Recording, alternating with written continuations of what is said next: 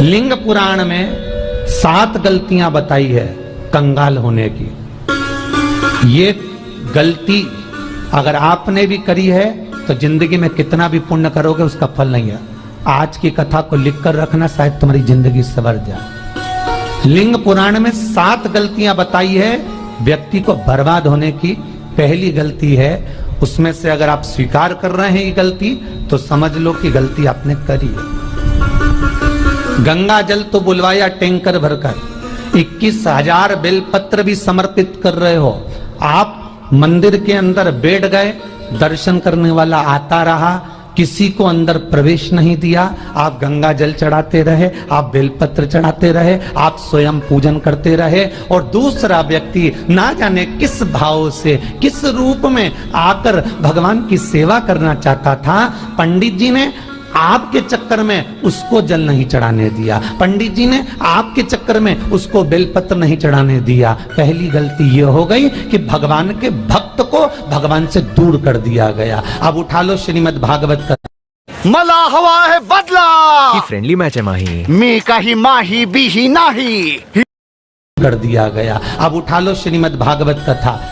2 देवताओं ने गलती करी थी। एक ब्रह्मा जी ने गलती करी थी कि गाय बछड़ों का हरण कर लिया था। 1 वर्ष होने में 1 दिन था तब ब्रह्मा जी ने गाय बछड़े वापस दिए थे। दूसरी गलती इंद्र ने करी थी, जल वृष्टि करी तब भगवान कृष्ण को गोवर्धन पर्वत उठाना पड़ा। दोनों देवताओं ने गलती करी, पर भगवान कृष्ण ने इंद्र को क्षमा कर दिया पर ब्रह्मा को क्षमा नहीं करा। क्यों नहीं करा? क्योंकि इंद्र को क्षमा इसलिए करा क्योंकि इंद्र ने जब जल वृष्टि करी तो सारे ब्रजवासियों को भगवान के चरणों में लाकर छोड़ दिया। सारे ब्रजवासी गोवर्धन पर्वत के नीचे आकर बैठ गए, भगवान के चरणों में आ गए। और ब्रह्मा ने जो गलती करी वो ऐसी गलती करी कि भगवान से गाय और बछड़ों को दूर कर दिया। जो भगवान से भगत को दूर कर दे उसको शंकर कभी क्षमा नहीं कर सकता। इसलिए बर्बादी का पहला कारण आप भक्त और भगवान में दूरी बना दी। दूसरा कारण, भगवान की जब पूजन कर रहे हो, 21,000 बेलपत्र चढ़ा रहे हो, गंगा का जल चढ़ा रहे हो, चंदन चढ़ा रहे हो, अबीर चढ़ा रहे हो, गुलाल चढ़ा रहे हो, तो तुम्हारे भीतर ये अहंकार, जब तुम पूजन करके उठो तो उठते समय तुम्हारे भीतर अभिमान नहीं होना चाहिए कि मैंने जो अनुष्ठान करा उसके बराबर कोई नहीं कर सकता। तीसरा कारण कहा कि भगवान की सेवा तो आप कर रहे हो, भगवान की चाकरी में तो आप लगे हो, भगवान की आराधना भी कर रहे हो, दिया भी लगा रहे हो, धूप बत्ती भी लगा रहे हो, स्नान भी करा रहे हो, पंचामृत स्नान भी करा रहे हो, सारी पूजन अर्चना सब तुम कर रहे हो।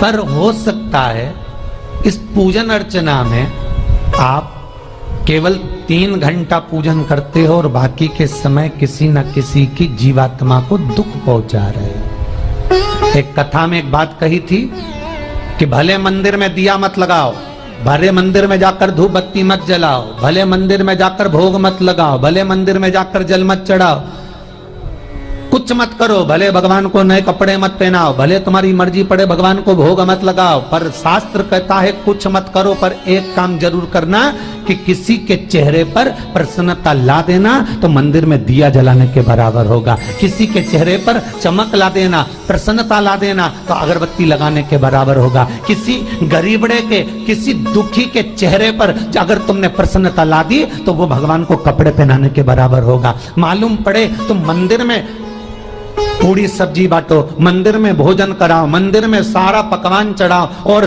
कोई तुम्हारे कारण अगर दुखी है तो तुम्हें वो सुख का भान नहीं हो सकता। तीसरा कारण है हमारा, वो सुख नहीं पी सकता। चौथा कारण है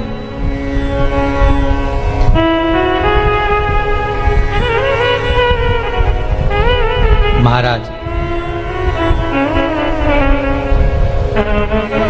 जिस मंत्र को पढ़ा जा रहा है, जिस मंत्र का स्मरण किया जा रहा है,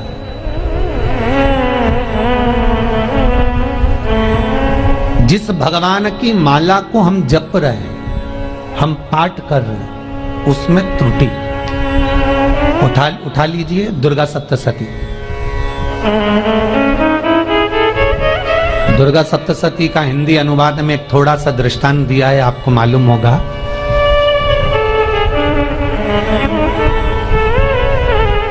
एक जजमान सप्तशती का पाठ कराते थे नवरात्रे में। नवरात्रे पूरे होते थे और उनकी पत्नी मर जाती थी। सप्तशती के अंदर लिखा है, बहुत ध्यान से सुनिएगा। दुर्गा सप्तशती का पाठ कराते थे और पत्नी नवरात्रे के बाद 4 महीना 3 महीने के बाद मर जाती थी। बहुत दुखी था सेठ। एक शादी करी, दूसरी करी, तीसरी करी, चौथी करी, चौथी पत्नी भी मर गई। बहुत दुख हुआ। आज वो गुरुजी के पास चले गया, गुरुदेव, गुरुजी, गुरुदेव, गुरुदेव। गुरुजी बोले क्या हो गया? सेठ जी बहुत दिनों के बाद आ रहे हो, क्या बात है गुरुदेव?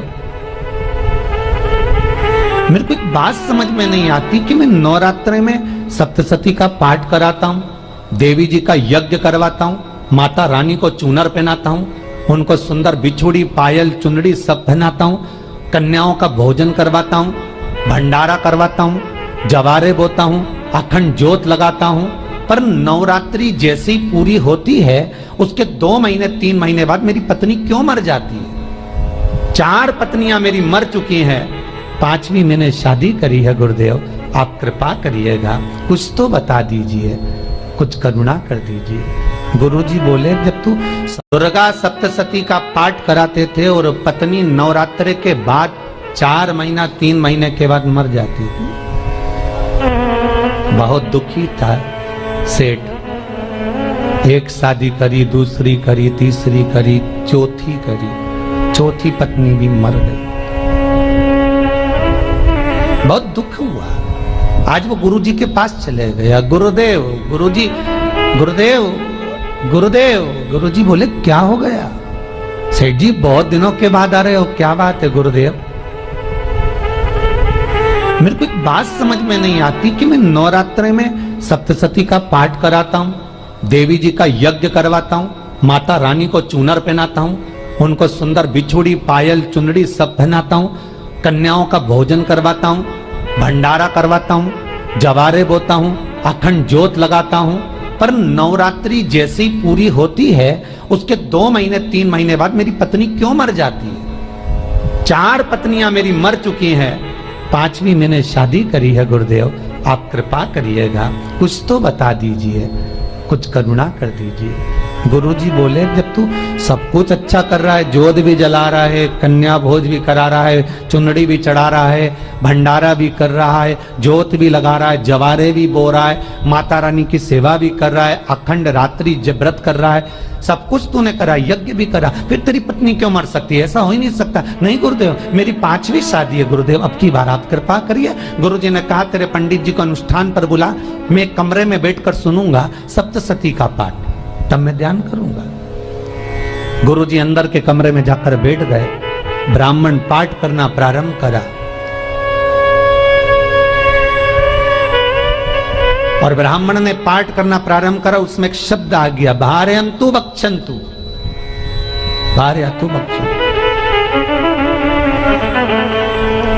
उसमें बोलना था भय, पीड़ा को, हे जगत जननी तू भक्षण कर जा, पर ब्राह्मण बोलता था भार्या तू भक्षन्तु, मेरी दिव्य पत्नी को, मेरी भार्या को तू भक्षण कर दे। पंडित जी जैसे ही बोले गुरुजी बाहर निकल कर आ गए। पंडित जी को रोका, रुकिए गुरुदेव आप हर साल अनुष्ठान कर रहे हो जजमान के यहाँ और बोल देते हो भार्यन्तु भक्षन्तु, हे देवी तू मेरी पत्नी को खा जा, तो माँ हर बार उस पत्नी को निगल जाती है। निवेदन है, शब्द सुधार लीजिए, शब्द ठीक है।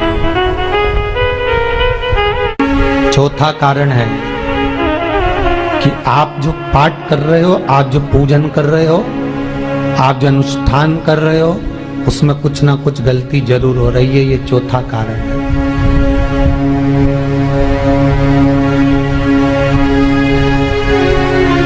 एक बार पूरे घर के लोगों को बिठाओ, अपने घर के लोगों को, मम्मी से पूछना, मम्मी तुम कौन कौन सा पाठ करती हो?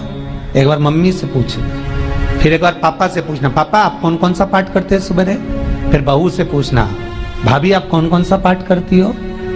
फिर छोटी दुल्हन से पूछना, छोटी दुल्हन तुम कौन कौन सा पाठ करती हो? भैया आप कौन कौन सा पाठ करते हो? आप कौन कौन सा पाठ करते हो? पूछना। जब घर के अंदर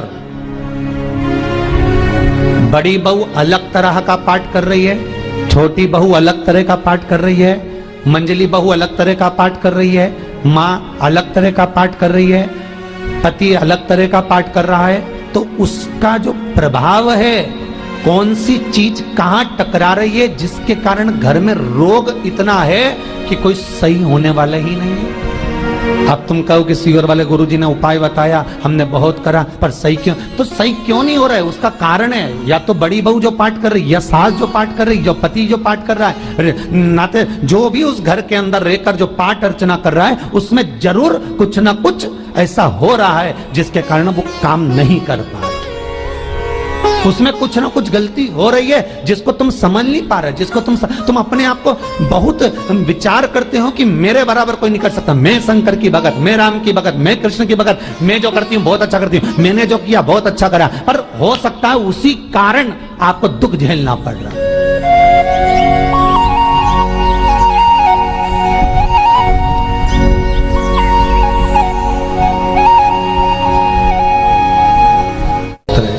महाराज, हमने जो दान किया, हमने जो पुण्य किया, हमने जो सत्कर्म किया, वो किस जगह पर लगा? पांचवा सूत्र,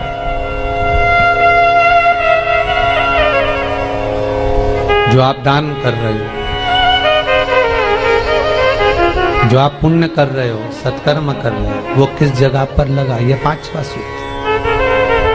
फिर निवेदन करेंगे, गाय, बेटी और लक्ष्मी 50 बार विचार करना, तब किसी को देना। बेटी किसी ऐसे को मत ब्याह देना जो जुआ खेलता हो, मदिरापान करता हो, मांसाहार करता हो, वेश्यावृत्ति करता हो। वो बेटी का सम्मान नहीं करेगा, बेटी रोएगी तो कन्यादान करने वाले को रोना पड़ेगा। दूसरे नंबर पर गौ माता, गाय ऐसे ब्राह्मण को दान मत देना कि ब्राह्मण के घर में खुद रहने की जगह नहीं, और गाय को ले जाकर तुमने दे दिया, और उस ब्राह्मण ने जब तक दूध दिया बांध कर रखा, एक तगाड़ी बाल्टी साड़ी के चक्कर में ले लिया, सोने के सींग के चक्कर में ले लिया, और बाद में वही गाय कसाई के हाथ में बिक गई और कसाई ने काटा तो बद्दुआ तुमको लगी। बेटी, गाय और लक्ष्मी, पैसा भी किसी ऐसे भिखारी के कटोरे में मत दान देना कि जिसने ले जाकर मदिरापान में लगा दिया, जुए में लगा दिया, वेश्यावृत्ति में लगा दिया। अगर जिस भिखारी के कटोरे में पैसा दिया उसने शाम को ले जाकर मदिरापान में, जुए में लगा दिया, तो लक्ष्मी रोती है कि तूने मुझे गलत जगह पर दिया है, इसलिए अब तुझे रोना पड़ेगा। तब व्यक्ति को रोना पड़ता है।